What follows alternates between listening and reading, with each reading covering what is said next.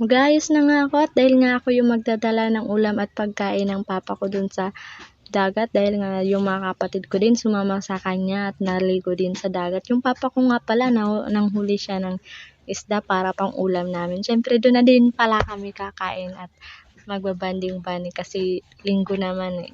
At hindi natin pwede kalimutan ang pagsuot nga ng helmet dahil yan ang may bibigay protekta din sa atin sa pagdadrive natin ng motor. Dahil nga syempre safety first.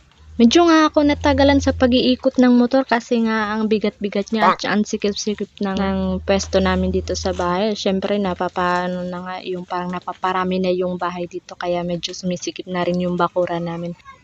Lalabas ko muna nga yung motor dahil doon ko muna ipapark dahil marami nga kaming gagawin at marami din kaming dadalhin na mga gamit nga dahil yung mga baon namin at saka yung mga iba pang dadalhin. Syempre yung mama ko pala ang magdadala nun kasi nga ako yung magdadrive di. Syempre hindi ko naman yun nadadala lahat-lahat. Hindi ko na nga rin nakuhanan yung pagbiyahe namin kasi nga sa sobrang dami naming bitbit at yung mga dala-dala namin tubig. Ayan nga, at pagdating namin dyan, yung mama ko dahil nga ang dami-dami dyan na parang ang daanan talaga namin dyan is mabato. Kaya nga parang natakot dyan yung mama ko yung pagmumotor kasi daw parang hindi ko kaya. Pero sabi ko nga naman, paano ko yan matututunan kung hindi hindi susubukan, 'di ba? Kaya mas maganda yung tinatry. Ayan nga at papunta na kami dun sa pwesto nila papa para makapagkain na kami, 'di ba? So, pupuntahan ko yung papa ko kasi para makakain na sila. Doon siya sa ayun, pakalayo niya. Ayun. Doon siya nang huli ng isda. Ayan. Ay, nakatapos na rin ata siya eh. Papunta na siya dito.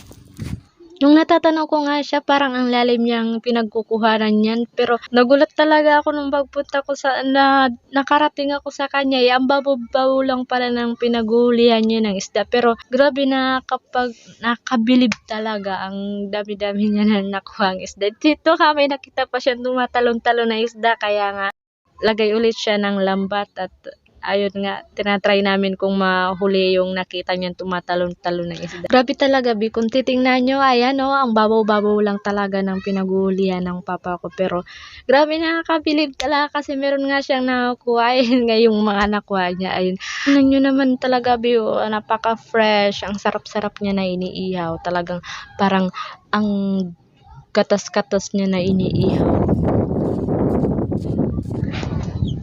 Tuwang-tuwa nga ako dahil nga talagang may nakuha nga yung papa ko ng isda.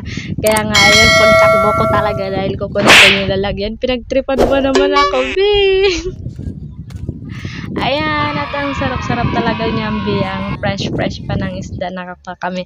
Sakto lang yung laki niya. Nung nga akalain na sa sobrang babaw na yan ay meron ka makikita at mahuhuling isda dyan. Ayun nga, girl, at sa sobrang init nga, tingnan mo nga naman. Ayun, Bi, sayang binang ko, Bi, kaya magpayong ka.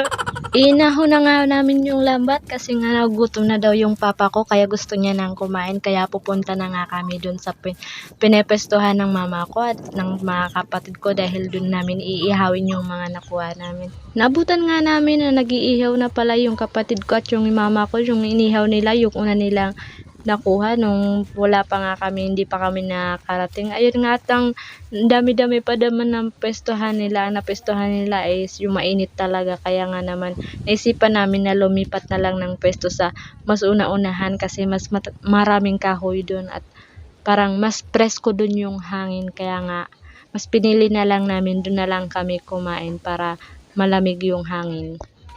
Kaya nga naman nauna na kami ng papa ko lumipat doon sa unahan kasi mas malilim nga doon at nagugutom na rin daw siya. Yung mama at kapatid ko nga pala ay nagpaiwan naman para matapos nila yung iniihaw nilang tirang isda. Kaya naman nung tinawag na ng papa ko nakakain na daw sila, ayan nga at dali-dalin tumakbo yung mama at kapatid ko nga sobrang init ba naman. At syempre, ayan, kahit nga tumatakbo sila, tawang-tawa pa nga sa ginagawa nila kasi sumasayaw-sayaw pa.